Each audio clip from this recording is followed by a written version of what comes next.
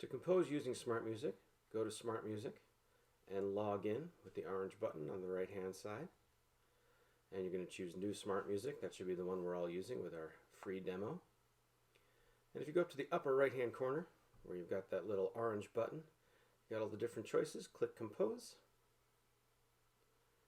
And it'll give you a choice of how to get started. If you want to do one line for your instrument, you could create from template.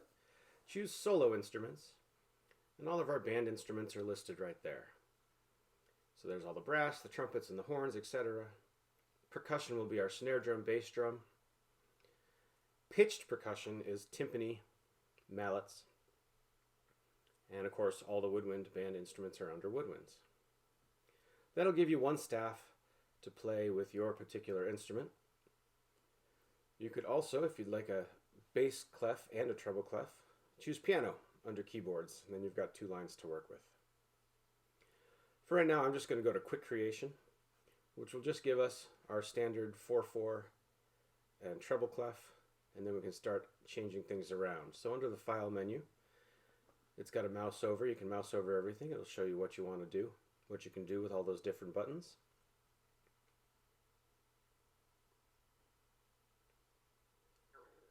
The score is where you could change treble clef to bass clef, change your time signature, change your key signature.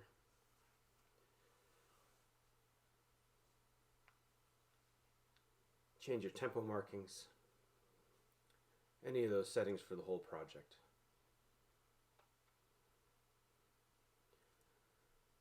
The note menu, that's where you're going to be doing most of your composing.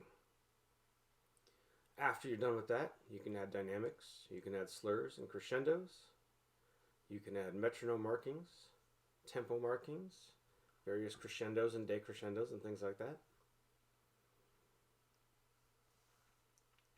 And there's a menu and symbols. You got a breath mark, you've got a fermata, and there's different playback settings if you want to adjust those. So right now, that's the play button. And that's mostly what you will be using. So right now, let's go to Notes, and I'm going to click on the cursor for cursor entry.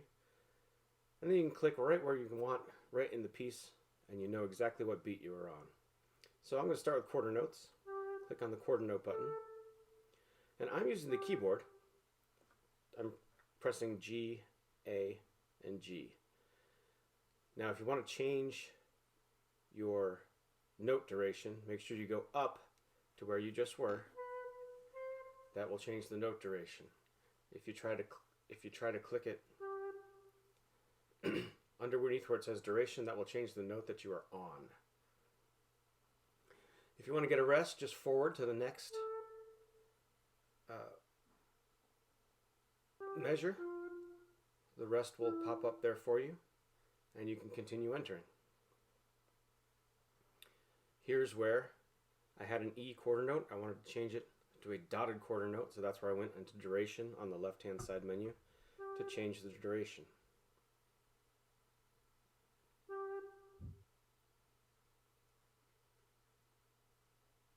There's a couple other different ways you can enter notes.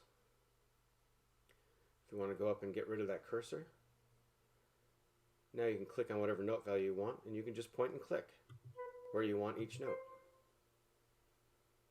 Another way you can do that is by going over to the piano icon. You get a piano keyboard. C4 is listed in blue.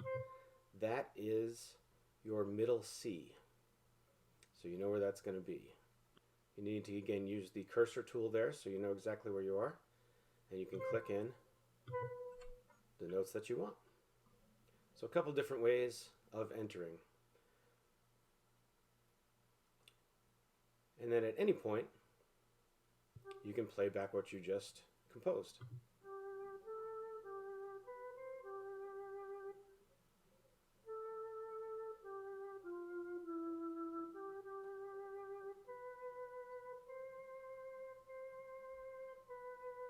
You do need to click pause playback, otherwise it'll just keep going through all the empty measures.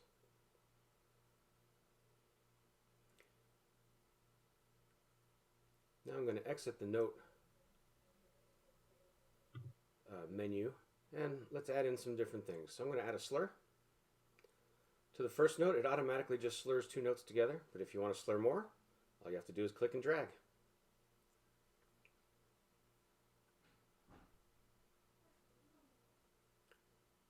If we want to add some dynamics, again, it's just click and then add it in. And you can see it tells you which one you're about to click in there, so if you need to change it, you can change it before you click, so you don't have to undo anything. I'm going to add a crescendo in.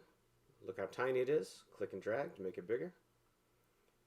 Then you crescendo to a different dynamic.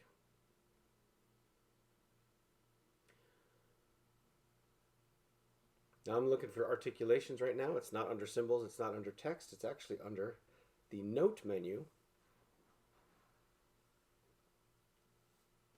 And if you click on, I'm still in the dynamics. So I got out of the dynamics. Now I can click on a note, and all the articulation choices are there on the left-hand menu. So we'll add an accent, we'll add a staccato, and then we can play it back and see how that sounds.